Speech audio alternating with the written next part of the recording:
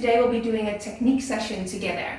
The purpose of this session is to see if we can improve your technique, figure out what you're actually doing wrong, and if it's the case, and what kind of improvements we can make. It's quite important to have good technique, especially with EMS. We always say if you do one squat, it's like doing 16 squats in the gym. So you can imagine if you activate the right muscles while you're doing this EMS squat, you get much more out of your session. And the same goes for any regular workout, of course, even though one squat just counts for one squat when you go in the gym. All right, so what you need for this session is a mat, somewhere comfortable, because we will be doing some floor exercises as well. I would recommend wearing tight-fitting clothes so we can see, we can evaluate what you're doing wrong with your body. So obviously if you have a really baggy shirt and baggy pants on, we can't really see what's going on with the bending of the knees, etc. And I can recommend that you set up a phone for yourself in selfie mode and start taking a video, or have a partner videoing you so you can compare the before the corrections and after the corrections. All right, let's get going. All right, the first exercise we're going to discuss today are sumo squats. Obviously this translates to a lot of other exercises, but I just picked the sumo squat and we can use those corrections and techniques on those other exercises as well. Sumo squats, the main muscle groups that we're training are the quads, the glutes, and the inner thighs as well. So I'm just going to stand in this angle. I will be turning around as well to explain a lot of things. And I'm going to show you, everyone's anatomy is different and everyone has different injuries. So grossly it needs to look the same, but this is how a sumo squat looks like. So down and up, down, up. Now I'm going to show you what a lot of people do wrong. I'm not saying you're doing all of them wrong, just saying what we see in the studio. So the first thing that we see wrong is that the weight is not equally distributed on the feet, meaning we're not standing center. So a lot of people shift the weight to the front of their feet. I'm just going to exaggerate it. I know it looks silly, but it's the best way to explain it when I exaggerate it. If you shift the weight to the front of your feet and you're doing the squat, you can see what's happening. Yeah. So 1, we get a lot of pressure on our ankles. 2, our knees actually bend, fold inwards. And 3, we're actually not activating our glutes and our quads. We're actually taking it out on our lower back. So again, very exaggerating. Shift the weight to the front. And this one. So you can automatically see that it actually affects the rest of your technique as well. When people shift the weight to the front, and that's the second part that I want to discuss, is that people hunch during their squat. So they're basically going down and make a nice round dolphin back. Obviously we don't want that. It strains your neck, shoulders, and back for that matter. Shoulders down, backwards, look up, chin up, butt tucked in. Shift the weight to the middle, or a little bit of a trick, shift the weight to the back of your heels, because then automatically you stick your bum out. And then you go down, down, down, down, down, down. And then automatically, if you shift the weight to the back, you feel those quads and glutes activated. All right, the next part that obviously often goes wrong is the depth of the squat. So basically how deep you're going. A lot of people think, oh, sumo squat is going to go over here. I feel it a little bit. You really want to check yourself in a mirror that you go all the way down. So here comes down, down, down, down, down, down, down. If you think, oh, now it's starting to burn. Go backwards a little bit more, shift that weight backwards and go down. You can go a lot lower than you actually think. And then the last thing that I want to discuss is the activation of the inner thighs. All right, it's going to go stand in front of you. When you do your squat, you can do 2 ways. You can just go down and up. I like to activate the inner thighs a little bit, because what you tend to do, open your knees, but you kind of can, when you go down there, leave it there for maybe half a second and try to squeeze those inner thighs together without really moving your knees. And then you feel that you're actually squeezing that muscle. So here comes. What I mean is, I'm going to do this in slow motion. Up, down, good. Try to squeeze those inner thighs together. I don't want you to move your knees. I'm just trying to show you how to do it. So do this together with me. Go down and then squeeze your inner thighs. You will feel that your glutes and your inner thighs, they'll start to burn right away. Or can you see it a little bit? Yeah? All right, so maybe from the side, hopefully it'll make more sense. Slight bend, down, and then. Good, I hope that made sense. All right, let's do the last practice together. The first one is that we want to do 5 sumo squats with poor technique and see what kind of muscles you feel. Take a bit of a break and then we'll do 5 sumo squats in proper technique. All right, so obviously we don't want to cultivate any injuries, so don't overdo it. I want you to shift the weight to the front of your feet, yeah, and hunch your back. Here we go. We'll do 5 sumo squats. Down, put your bum out, 2, and 3, 4, and 5. Now, this is my best crack at it, so I'm going to take a little bit of a break, and now we're going to try with proper technique. So check yourself in the mirror or your phone that you have set up, shift the weight to the back, shoulders down, backwards, sucking in your tummy, your belly button, shoulders, nice relaxed neck, but tucking your chin a little bit, shift the weight to the back of your heels. Here comes bum out. 1, 2, activate. 3, activate. 4, squeeze. Sucking your belly button, squeeze. Now, how do you feel? Is the burn a little bit more intense than with the other ones? Then you know why it's so much more effective. Next exercise.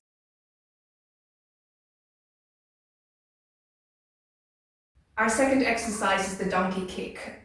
Very effective to train the glutes, and obviously at the EMS studio we usually ask you to grab a hold of the bar at the machine, but over here we'll use the chair. You can do this at home as well as a regular exercise, of course. So the first thing that we oftentimes see going wrong is the distance to the machine. So obviously we can go too close. A lot of people lean in their lower back. Again, I'm exaggerating just to prove a point. And then they go up and they're actually not really activating that glute.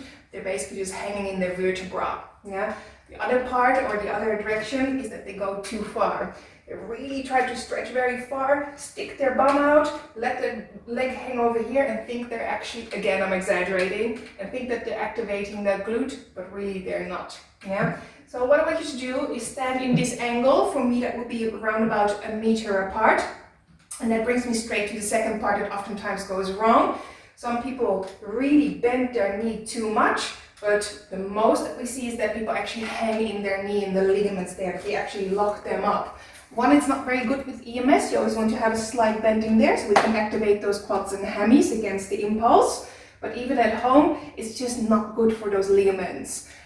All right, so if I can show you, a lot of people go like this. You see that automatically if you hang in that knee, that you kind of rotate out, which automatically brings me to the third and last part that goes wrong often, is that people rotate their hip out.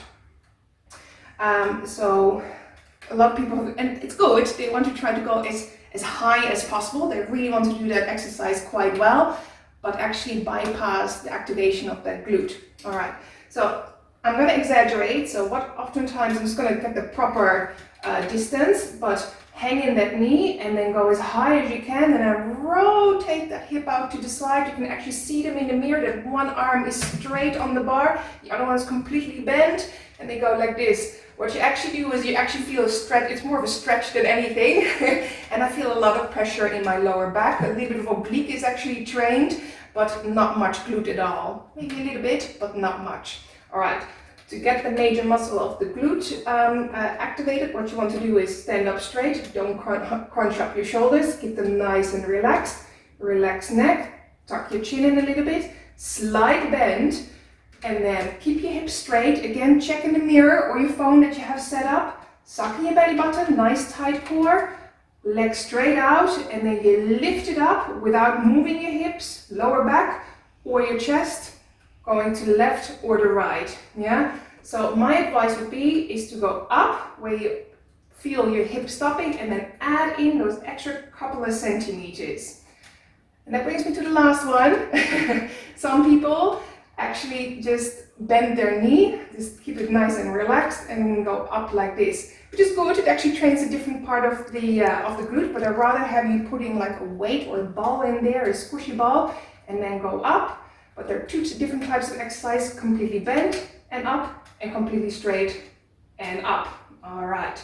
Now, what I want you to do is do 5 of them, just like the last exercise, in an improper way, in the poor technique, and 5 with proper technique. Let's do it together. So Let's go too far. Straight knee, bend out and do 1, 2, 3, 4, 5. Good. Take stock. What muscles do you feel? Let's do a proper one. Get a little bit of a break.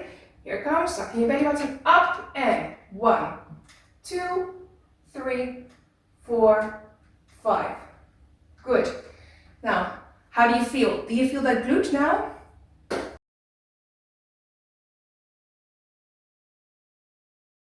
Our last exercise standing up is going to be the lunge. Very complicated with proper technique, but I'll try to explain it as properly as I can. All right, let's get straight into it. The first thing that oftentimes goes wrong is that people put their feet, again I'm exaggerating, too far apart. So if you look from the front, I really want you to put your feet hip width apart and then step out, or if we need to go backwards, from there, and keep it in that line.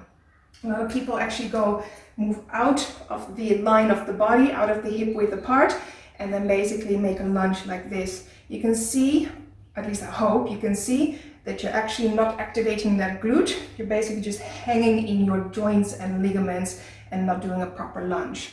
Hope that made sense. So again, I want you to keep it in line as well. Sometimes you see people that actually put them in front of each other. It's very unstable. Again, not good for your technique, not good for your joints. All right, then the next thing that we see is that some people don't make the lunge wide enough. Obviously, when you have knee issues, lunges are very tricky, but then I need to coach you in a different way. I'm just talking about people that have healthy joints at the moment. All right, so this would be round about the proper width of your legs, length of your legs to do a proper lunge. Yeah, so what we oftentimes see is that people will go over here and then attempt a lunge. So what happens is that you can, and it brings me right away to number 3 and 4, is people lean forward, put a lot of strain on that ankle joint, their knee passes their toe quite a bit, and they hunch forward. So exaggerated, this is oftentimes what we see in a lunge. Very exaggerated. Yeah, you feel a lot on your quads and you think you're doing quite well, but mainly I feel a lot of strain on my joints. I'm just going to show you that from the other side. So instead of a proper lunge, this is what we see. Now, for your own video, I want you to try your best lunge attempt now, so we can compare before and after. In my case, I'm going to try my best, is down and up.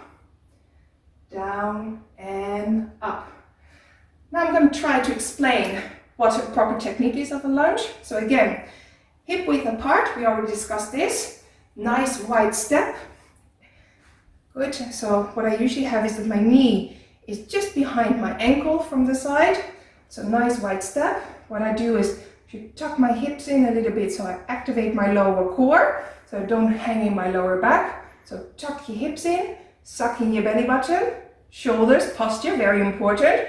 Always shoulders down, backwards a little bit, that you open up that chest. Nice stable neck, tucking your chin a little bit. Then we go down and then activate your inner thighs. See that glute going? All right, so what else do I want to say about this? So we go down, activate your inner thighs. Oh yes, the weight distribution. So I want you to have as much weight on the front foot and the back foot, so we don't get that hunching forward thing that we spoke about. A little bit of a trick is that I actually shift the weight to the back of my heel over here, and then what I oftentimes tell people is to focus just on bending the back knee, and the front one will follow. Hope that makes sense. But let your brain bend the back knee, and then the front one will follow in a proper technique. All right, let's do the 5-5 again. Let's try 5 in a improper technique and 5 in a proper one. All right, so here we go. Make it nice and small. Let's do that one. And then hunch forward a little bit and push your weight to the front. So here we go. 1, 2, 3, 4, 5. Now take stock, what you feel. I feel my knee, my ankle, not in a good way. I feel my quad a little bit tired, and I feel my hip a little bit naggy as well. Now let's do 5 in a proper way. Are you ready? Nice big step, tucking your hips, sucking your belly button, open up your chest, look up, tuck your chin in, activate your inner thighs. Here we go, 5. 1, up, 2, up, 3, up. Keep squeezing those inner thighs. 4 and 5. Take stock again. I definitely feel my glute on this side and my quad on this side and a little bit of my hammy on this side. And that's what it should be.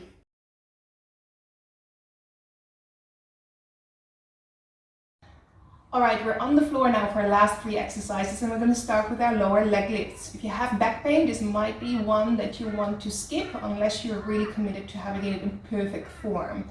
Alright, so I'm going to explain how to do that a little bit later, but first we're going to go with what oftentimes at the studio we see going wrong. The first thing is that people arch their back while they do their lower leg lifts.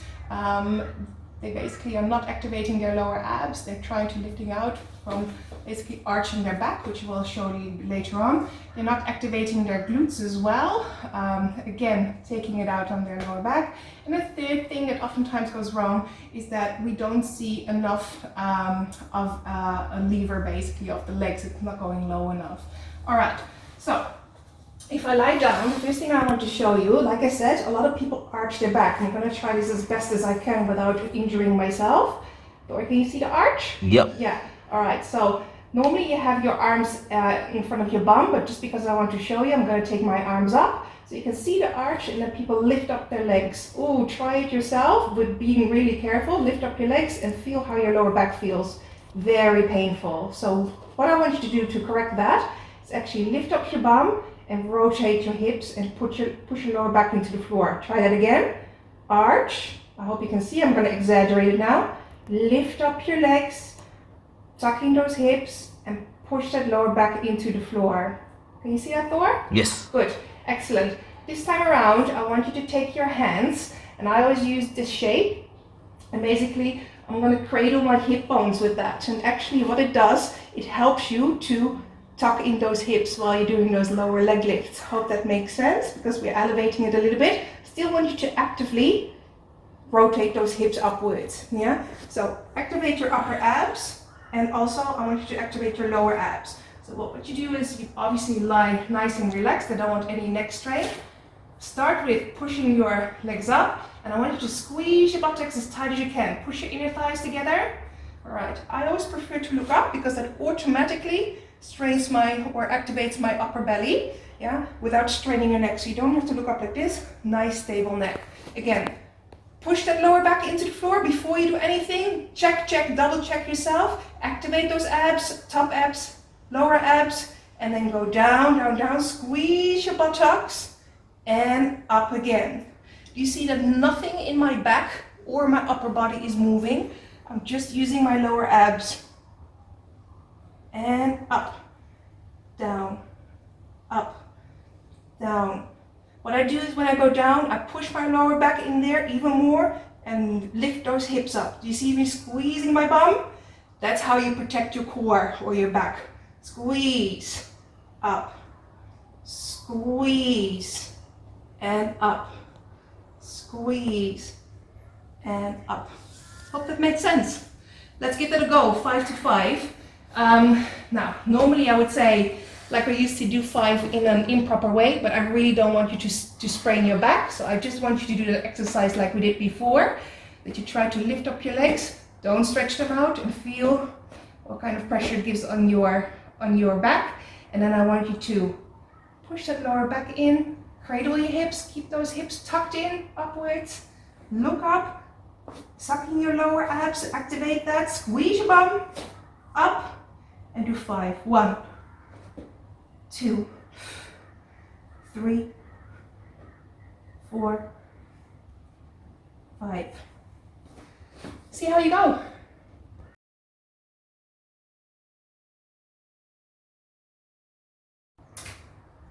Our second exercise on the floor is going to be the plank. What frequently goes wrong with this one is that people pop their bum up in the air and also make a little bit of a banana shape the other way around. So before we do anything, I want you to stop the video and take a video of yourself doing a plank so we can compare the before and after. All right, let's start with explaining what we frequently see in the studio that is going wrong. The first thing is that people don't stack their shoulders above their elbows when they get ready. Okay, so there are two ways to go. You can either push your shoulders too far forward, which not often happens because it's more difficult. Oftentimes we see or frequently we see the shoulders going behind the elbows. All right, so and what happens then automatically is that people put their bum up like this. Yeah, so you can see that we're actually not activating our lower core at all. We're just hanging in our lower back, and we're using the energy at the back, the slip on our feet for not slipping backwards. It's not really plank whatsoever. Okay, so how to correct that is push your fist into the ground, so you automatically, try it yourself, automatically you will activate those upper abs. Stack those shoulders above your elbows and then activate your core first, tuck in those hips, squeeze your bum, and then add in your other leg. Yeah, so if you struggle activating those abs, a little bit of a trick is push out of your shoulder blades slightly. You see that? So instead of hanging in there, push out of your shoulder blades. I'll show that one more time. So not hang in there, push out of your shoulder blades, and then you feel that those muscles get activated in your core. Another trick is squeeze your bum. So if you don't squeeze your bum, you can see that you're automatically hanging your lower back. Bum goes up, shoulders go backward right away. So out of your shoulder blades, squeeze your bum. Okay, let's do our 5-5. So first we're going to do 5 in an improper way. Okay, so put your shoulders backwards from your elbows, bum up, and here we go. 1, 2, 3, 4, 5. All right, take stock how your back feels and how much you have activated your abs. Now here we go, 5 seconds properly. Make sure your shoulders are stacked above your elbows. Push your fist into the floor, activate those upper abs. Squeeze your bum, tuck in your hips, and here we go. 1, 2, squeeze bum, 3, 4, 5. Good. And again, compare those two. Quick side note still on the plank. What we often see is when we add in all kinds of fun and games with the planks is that the technique completely goes out of the window. So the basic plank is all right, but as soon as you have to lift up a leg, things go south. So just to explain, basic plank, go up. So oftentimes when we ask people to lift up a leg, what happens is the hip drops and they just hang in there. So proper way is do a proper plank, lift up, you can see nothing is moving, not my core, not my hips, not going from side to side. All right, same thing when we do a plank with hip rotations. You want to keep a nice active core. And what we oftentimes see is people go or up and then go from the side to the side and take it out on their back as well.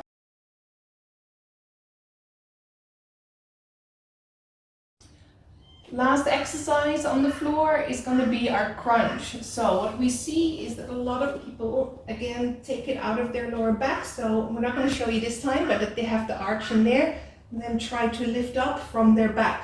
So again, I want you to pivot or rotate your hips upwards, push that lower back into the floor. You really feel those muscles pushing into your mat. Okay, so another thing is I don't want you to strain your neck. It needs to be nice and neutral. Yeah. What else can I tell about this? All right, so when you go up, I really want you to focus on sucking in your lower abs. Yeah, so you activate your top abs, of course, but I want you to pivot your hips and then actively engage that lower core. We go up. So oftentimes what happens as well is that people don't hold it, so they just go up and then just go back. Yeah, so they just release it.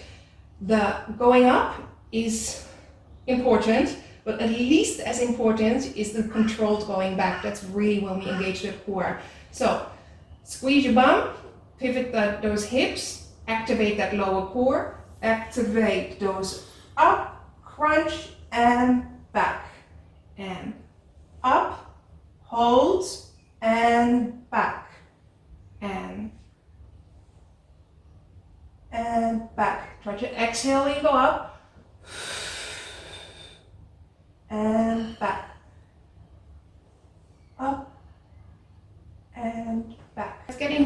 5 and 5. So first we'll do 5 with the improper way. So like I explained, put your hand behind your head, maybe pull your neck a little bit so you feel that strain on there. Don't injure yourself. So we're gonna go arch your back slightly, go up and back, up, back.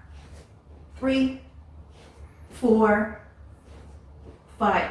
All right, and now properly tilt those hips, activate those lower abs, and keep the tension on there. So here we go. We go 1, not all the way back, 2, 3, squeeze your bum, 4, and 5. You see how I'm not going all the way back? Now take stock. How do those upper abs feel? I hope that was useful for you. Even if you didn't get the hang of it, keep on practicing, and otherwise send me a direct message and I'm happy to help out wherever, especially if you have injuries. All right, see you next time.